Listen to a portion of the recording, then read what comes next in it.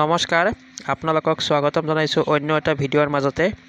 বিটিআৰৰ এলপিইউপিৰ ৰিক্ৰুটমেণ্ট চলি আছে আৰু এলপিইউপিৰ মেৰিট লিষ্টৰ কাৰণে সকলোৱে বাট চাই আছে মেৰিট লিষ্ট কেতিয়া পাব্লিছ হ'ব তো আমি এই সম্পৰ্কে ইতিমধ্যে আপোনালোকৰ কাৰণে ভিডিঅ' প্ৰস্তুত কৰিছিলোঁ মেৰিট লিষ্ট কি কাৰণে পলম হৈ আছিল প্ৰমোদ বড়ো ছাৰ ডাঙৰীয়াই কি কৈছিলে আপোনালোকক এইটো ভিডিঅ'ৰ মাধ্যমেৰে আমি আপোনালোকক জনাইছোঁ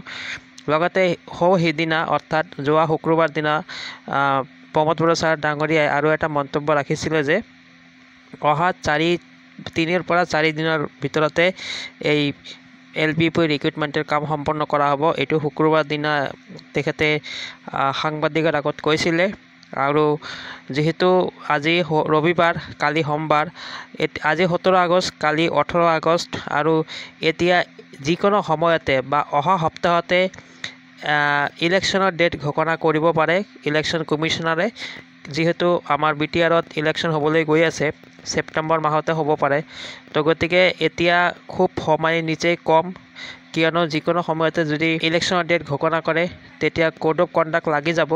আৰু কোড অফ কণ্ডাক্ট লাগি গ'লে ইয়াৰ নিযুক্তি প্ৰক্ৰিয়া সম্পন্ন বা নিযুক্তিৰ সম্বন্ধীয় কোনো কাম চৰকাৰে কৰিব নোৱাৰে তো আমি এই এলপিইউপিৰ মেৰিট লিষ্টৰ প্ৰসংগটোত লৈ আহিম তাৰ আগতে এইটো আমি ভুলি গ'লে নহ'ব যে জিটি পিজিটিৰ কাৰণে ছেকেণ্ড মেৰিট লিষ্টৰ কথা প্ৰমোদ বড়ো ছাৰ ডাঙৰীয়াই কি কৈছিলে তো জিটি পিজিটিৰ ছেকেণ্ড মেৰিট লিষ্ট আহিব এই সম্পৰ্কে প্ৰমোদ বড়ো ছাৰে কৈছিলে তো আপোনালোকে ইতিমধ্যে জানে মই আপোনালোকে যদি মোৰ ভিডিঅ'টো প্ৰথমৰ পৰা চাই আছিলে তেতিয়া আপোনালোকে গম পাব যে যেতিয়া জিটি পিজিটিৰ মেৰিট লিষ্ট বা ৰিজাল্ট ঘোষণা কৰিছিলে তাৰ পাছতেই আমি জিটি পিজিটিৰ ছেকেণ্ড মেৰিট লিষ্টৰ কাৰণে আমি দাবী উত্থাপন কৰি আহিছিলোঁ আৰু এই পৰিপ্ৰেক্ষিতত প্ৰমোদ বড়ো ছাৰ ডাঙৰীয়াই কি কৈছিলে এইটো আমি আপোনালোকক দেখুৱাইছিলোঁ আগতে তো পুনৰ আপোনালোকক এই প্ৰমোদ বড়ো ছাৰ ডাঙৰীয়াৰ মন্তব্যটো শুনাব বিচাৰিছোঁ আপোনালোকে প্ৰমোদ বড়ো ছাৰৰ মন্তব্য শুনক নিযুক্তি প্ৰায় 1300তকৈ অধিক আমি জিটি আৰু পিজিটি টিচাৰ এপইণ্টমেণ্ট দিলোঁ কিছুমান পোষ্ট ৰৈ গ'ল কাৰণটো আছে আমাক যিমান লাগে ইমান শিক্ষক নাই এই কাৰণে আমি কেণ্ডিডেট পোৱা নাই ফেজ 2 কৰি পেলাই আমি জিটি পিজিটিটো আকৌ এপইণ্টমেণ্ট দিম তো শুনিলে আপোনালোকে প্ৰমোদ বড়ো ছাৰ ডাঙৰীয়াই কি কৈছিলে প্ৰমোদ বড়ো ছাৰ ডাঙৰীয়াই কৈছে যে ফেজ 2 কৰি পেলাই পুনৰ এপইণ্টমেণ্ট দিয়া হ'ব তো ফেজ 2 মানে কি ছেকেণ্ড ফেজ মানে ছেকেণ্ড মেৰিট লিষ্ট তো এই ছেকেণ্ড মেৰিট লিষ্টনো কেতিয়া ওলাব যিহেতু মই অলপ আগতে কৈছোঁ আমাৰ ইলেকশ্যন অতি ওচৰতে আহি পৰিছে যিকোনো সময়তে ইলেকশ্যনৰ ডেট ঘোষণা কৰিব পাৰে গতিকে জিটি পিজিটিৰ ছেকেণ্ড মেৰিট লিষ্ট ওলাব নে নাই এই সম্পৰ্কে কোনো মোৰ লগত নতুন আপডেট নাই কিন্তু যেহেতু প্ৰমোদ বড়ো ছাৰ ডাঙৰীয়াই কৈছিলে ফেজ 2ৰ কথা কৈছিলে গতিকে আমি এটা আশা ৰাখিব পাৰি যে এই 2-3 দিনৰ ভিতৰতে জিটি পিজিটিৰো ৰিমেইনিং যিটো পোষ্ট আছে ৰিমেইনিং যিটো পদ খালী আছে ইয়াৰ মেৰিট লিষ্ট অহাৰ সম্ভাৱনা আছে যিহেতু প্ৰমোদ বড়ো ছাৰ ডাঙৰীয়াই কৈছিলে যি কি নহওক আমি জিটি পিজিটিৰ মেৰিট লিষ্টৰ আশা ৰাখিছোঁ যাতে জিটি পিজিটিৰ merit list second merit list আহে লগতে এতিয়া আমি আহিম এলপিইউপিৰ প্ৰসংগটোলৈ কিয়নো আপোনালোকে জানে বৰ্তমান যিটো চৰ্চিত বিষয় হৈ আছে এইটো হৈছে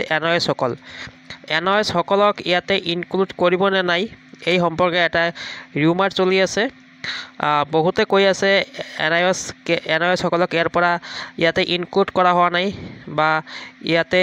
ৰখা নাই তো এইটো কিমান দূৰ সঁচা আমি নাজানো আমি শুনা নাই কোনো বিভাগীয় কৰ্তৃপক্ষৰ কাষত আমি শুনা নাই তো আমি যিমান দূৰ জানো যিটো DEE 17 জুন তাৰিখে এনআইএছক লৈ তেখেতৰ কাৰণে এটা নটিফিকেশ্যন ৰিলিজ কৰিছিলে আৰু এই নটিফিকেশ্যনখিনি যদি এনআইএছ কেণ্ডিডেটসকলে যদি ফুলফিল কৰিব পাৰে তেনেহ'লে নিশ্চয়কৈ তেখেতক বিটিআৰৰ ৰিক্ৰুটমেণ্টত ৰখা হ'ব তো আৰু লগতে আৰু আপোনালোকে কমেণ্ট কৰি আছিলে যে ইছ্যু ডেট এটা লৈ বহুতো চৰ্চা হৈ আছে কিয়নো যিটো ইছ্যু ডেট এই ইন ছাৰ্ভিচ টিচাৰ হিচাপে প্ৰমাণ দিবৰ কাৰণে বিচৰা হৈছে তাৰ এইটো ডেটৰ পাছতেহে ৰিজাল্টখিনিহে ঘোষণা কৰিছে বুলি এনঅএছ প্ৰাৰ্থীসকলে কৈ আছে বা এনঅএছ চাৰ্টিফিকেট বা ৰিজাল্ট দিয়া হৈছিলে তো গতিকে এইটো ইছ্যু ডেটক লৈ এতিয়া বিভাগীয় কৰ্তৃপক্ষই কি ডিচিশ্যন লৈছে এইটো আমি নাজানো তো যি কি নহওক আমি আশা ৰাখিছোঁ যাতে যি হয় ভালেই যাতে ভাল হয় অৰ্থাৎ ইয়াতে কোনো বঞ্চিত হ'ব নালাগে যদি ডকুমেণ্টখিনি যদি ফুলফিল কৰিছে, যিখিনি বিচৰা হৈছে সেইখিনি যদি NOS প্ৰাৰ্থীসকলে জমা দিছে, যিসকলে জেনুইন আছে তেখেতসকলে নিশ্চয়কৈ ইয়াতে মেৰিট লিষ্টত নাম অন্তৰ্ভুক্ত হ'ব। গতিকে আমি আশা ৰাখিছোঁ যাতে ইয়াতে জেনুইন কেণ্ডিডেটখিনি বাদ পৰি নাযায়। এতিয়া কথাটো হ'ল যে LPUPৰ মেৰিট লিষ্ট কেতিয়া ওলাব। আমি সকলোৱে বহু দিনৰ পৰা মেৰিট লিষ্টৰ কাৰণে ৱেইট কৰি আছোঁ, কিন্তু মেৰিট লিষ্ট এতিয়ালৈকে ওলোৱা নাই। আৰু ওচৰতে নিৰ্বাচন আহি পাইছেহি, যিকোনো সময়তে নিৰ্বাচনৰ ডেট ঘোষণা হ'ব পাৰে। আৰু আপোনালোকে জানে এবাৰ নিৰ্বাচনৰ ডেট ঘোষণা হোৱাৰ পাছত কোড অফ কণ্ডাক্ট ইমপ্লিমেণ্ট হৈ যায়, আৰু যেতিয়া কোড অফ কণ্ডাক্ট ইমপ্লিমেণ্ট হয় তেতিয়া চৰকাৰে নিযুক্তি সম্পৰ্কীয় কোনো কাম কৰিব নোৱাৰে। আৰু পৱন বৰছাৰ ডাঙৰীয়াই সেইদিনা কৈছিলে যে ৩-৪ দিনৰ ভিতৰতে LPUPৰ ৰিক্ৰুইটমেণ্টৰ কাম সম্পন্ন হ'ব বা মেৰিট লিষ্ট দিয়া হ'ব। তো গতিকে আমি এটা আশা ৰাখিব পাৰি অহাকালি অৰ্থাৎ সোমবাৰ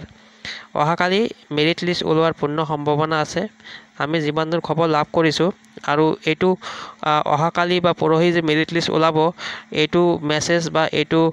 ছ'চিয়েল মিডিয়াত ইতিমধ্যে ভাইৰেল হৈ পৰিছে। বহুতে কমেণ্ট কৰি আছে যে অহাকালি বা পৰহি LPUPৰ কাৰণে মেৰিট লিষ্ট ওলাব, আৰু যেতিয়া মেৰিট লিষ্ট ওলাব তাৰ পাছতেই এপইণ্টমেণ্টৰ দিন ইয়াতে ধাৰ্য কৰা হৈছে। আপোনালোকে আগৰ ৰিক্ৰুইটমেণ্টবিলাক চাইছিলে, যেতিয়া যিদিনা মেৰিট লিষ্ট পাব্লিছ কৰিছিলে তাৰ পিছদিনাই এপইণ্টমেণ্ট দিয়াৰ কাৰ্যসূচী ৰখা হৈছিলে। তো গতিকে এইবাৰো চাগে এনেকুৱা হ'বলৈ গৈ আছে। আৰু আমি LPUPৰ ৰিক্ৰুইটমেণ্টৰ কাৰণে ইতিমধ্যে আমি কাট অফৰ ভিডিঅ' প্ৰস্তুত কৰিছোঁ, আৰু আপোনালোকে যদি LPUPৰ কাট অফৰ ভিডিঅ'টো চোৱা নাই, আমি ইতিমধ্যে আমাৰ চেনেলত আপলোড কৰিছোঁ। এই কাট অফৰ ভিডিঅ'টো আমি এই ভিডিঅ'ৰ ডিছক্ৰিপশ্যনত লিংক দি দিম। আপোনালোকে এই ডিছক্ৰিপশ্যনৰ পৰা গৈ আপোনালোকে এই কাট অফৰ ভিডিঅ'টো চাব পাৰিব। আমি এক্সপেক্টেড কাট অফৰ বিষয়ে আলোচনা কৰিছোঁ, আৰু আপোনালোকে কমেণ্টত কমেণ্ট কৰিব আপোনালোকৰ মতে কিমান কাট অফ যোৱাৰ সম্ভাৱনা আছে। লগতে আমি চাম অহাকালিলৈ আৰু পৰহিলৈ মেৰিট লিষ্ট ওলাই কি নোলায়। লগতে গ্ৰেড 3 ৰিজাল্ট কেতিয়া দিয়াৰ সম্ভাৱনা আছে। তো চাওক, গ্ৰেড 3 যিটো ৰিজাল্ট আছে এইটো ৰিটেনৰ ৰিজাল্ট দিব। ৰিটেন ইতিমধ্যে আপোনালোকে জানে 15 জুন আৰু 29 জুন তাৰিখে অনুষ্ঠিত হৈ গৈছে। আজি 2 মাহ হৈ গৈছে, এতিয়ালৈকে ৰিজাল্ট অহা নাই। কিন্তু যিমান সম্ভৱত এই ৰিজাল্ট গ্ৰেড 3 ৰিজাল্ট অহা 2-3 দিনৰ ভিতৰতে ওলোৱাৰ সম্ভাৱনা আছে। আৰু গ্ৰেড 3 ৰিজাল্ট ওলোৱাৰ পাছত আপোনালোকে জানে ইণ্টাৰভিউৰ কাৰণে মতা হ'ব, অৰেল ইণ্টাৰভিউ হ'ব। তো অৰেল ইণ্টাৰভিউৰ পাছত পুনৰ ফাইনেল ৰিজাল্ট ঘোষণা কৰিব। গতিকে ইয়াতে মিনিমাম 10ৰ পৰা 15 দিনৰ সময় ল'ব ইয়াতে এইখিনি কাম কৰিবলৈ। তো আমি আশা ৰাখিছোঁ যাতে এই গোটেইবিলাক এপইণ্টমেণ্টৰ কাম যিবিলাক আছে ফৰেষ্টাৰ, VCDC বা আপোনালোকে জানে গ্ৰেড 3 আৰু গ্ৰেড 4ৰ, লগতে এই টিচাৰ ৰিক্ৰুইটমেণ্টৰ কামবিলাক, লগতে GT PGTৰ যি ছেকেণ্ড মেৰিট লিষ্টৰ কথা উল্লেখ কৰিছিলে, তো এই গোটেইকেইটা যাতে আমি এই ইলেকশ্যন হোৱাৰ আগতেই আমি যাতে এইখিনি এপইণ্টমেণ্ট লাভ কৰিব পাৰি। তো এইখিনিয়ে কৈ আমি ভিডিঅ'টো সামৰিব বিচাৰিছোঁ। আপোনালোকে নিজৰ মতামত কমেণ্ট বক্সত কমেণ্ট কৰিব। আমি ভিডিঅ'টো ইমানতে সামৰিছোঁ। Thank U.